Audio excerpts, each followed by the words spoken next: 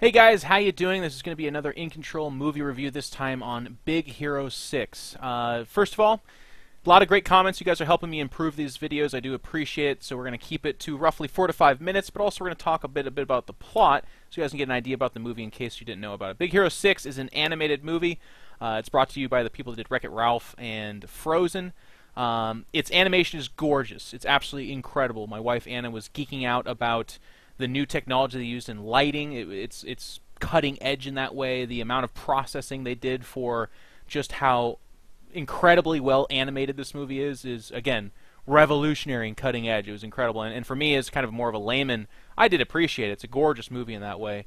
It didn't change my soul or make me follow a new career path, but it was incredible and really cool to witness. So plot-wise, the movie is about two brothers, one younger and one older. They're both kind of in this alternate reality. It's called San Fran Tokyo, I believe. It's got kind of a more Asian flavor to it, but it's not. It's there. It's the background for what it is, but it's not like the primary device. It's not all about Asian culture or something like that. But they're both like robotic experts, and they have this great relationship. And of course, hardship falls on them. As I don't think. Well, the hardship is that their relation, the older brother disappears or dies.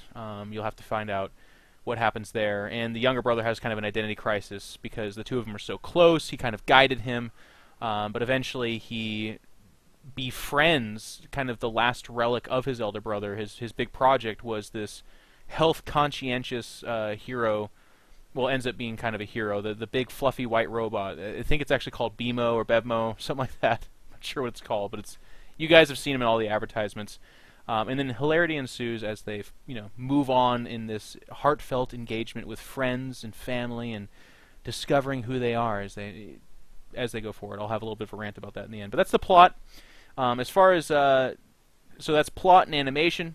Okay, plot, animation, wow. Rating for the overall movie, I'm going to give it a solid 7, and this is a potential. I would use the word disappointment. When I saw previews for this, I giggled like an absolute schoolboy. I thought it was hilarious. I loved all the commercials for this. I loved the concept. Obviously, the animation had me very excited. They have this very patient, very aloof humor. One of the scenes is when the robot comes out. It folds out. It's behind a bed and just kind of looks at him. And there's a pause, and it's just looks at the bed, looks at him, and is like. And then it just shuffles. And the whole scene takes 30 seconds for him to shuffle out from behind the bed, come over to him and be like, hello, I am so-and-so. But the patience of it and just the execution was hilarious. And it's a humor that they didn't invent this. We've seen it a whole bunch. But it really strikes close to me. I really appreciate it. So I was really excited about it. I wanted this to be an amazing movie. And to give you guys a little bit of background on my opinion on animated movies, I'm not a stranger to crying in animated movies. Meet the Robinsons was a movie that moved me incredibly. I did see Frozen recently, but I actually wasn't super amazingly impressed by Frozen.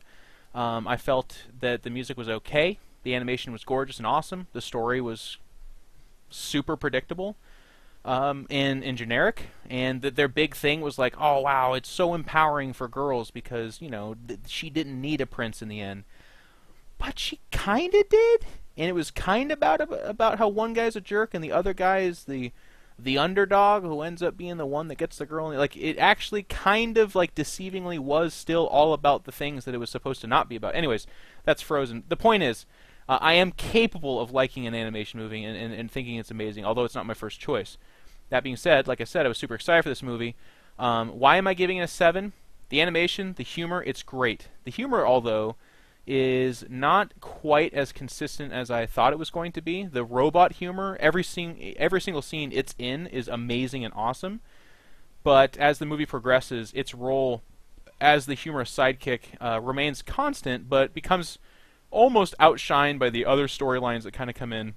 They're hero development stories and the boy's conflict with overstepping his bounds for revenge and stuff It was funny for sure, and there are scenes where my wife Anna was snorting and losing control, and I was laughing out loud and slapping my knee.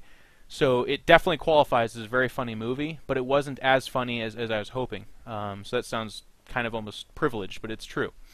So I give it a 7. And the plot was weak in my opinion. Again, not doing spoilers, but it's just nothing new. It's very classically, gosh, this person that's so important dies or is gone, and I give up on everything.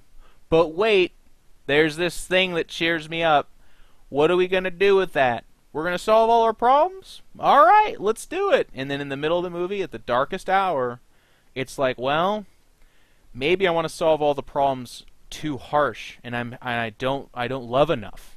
And then the robot teaches us to love. And it was like, crap, this is a movie I've seen a million times before, and you're not telling it in a particularly super compelling, amazing way. I was looking at this animated movie as, something that I would like remember back and be like, that's one of my favorite cartoon movies of all time. I loved it, which I can say with authority on like Meet the Robinsons, which again wasn't like super incredibly original, but they did things emotionally powerfully. They were really good about that. In fact, this movie didn't really pull at my heartstrings, but they actually show a short movie called Feast before it, and I cried during that. It's incredible. It lasts about 3 minutes, and it's amazing how heartfelt it is. So look forward to that if you do go see the movie. So that's the quick and dirty on this movie, and I of course went longer than I think I planned on already, but I'll continue to work to try to trim my words down. If you want to go see it, do. But I would do it after I saw John Wick. I would do it after I saw Interstellar. I would do it if you're like a huge movie buff that saw all these movies already and you're like, well, what do we go see now? Let's go check out Big Hero 6. Or if you're a parent that has little kids, yeah, take this movie. They're going to love it. They're going to giggle. It's got cool action. It's got robots. It's got monsters. It's got all the cool stuff that they're going to like. It's got adult humor in it. Like I said, I'm not an animated movie fan in particular. I'm capable of liking it, but I would certainly not say that it's my first pick. And yet, I still enjoyed myself. I just fell into the trap of expecting it to be more than what it was.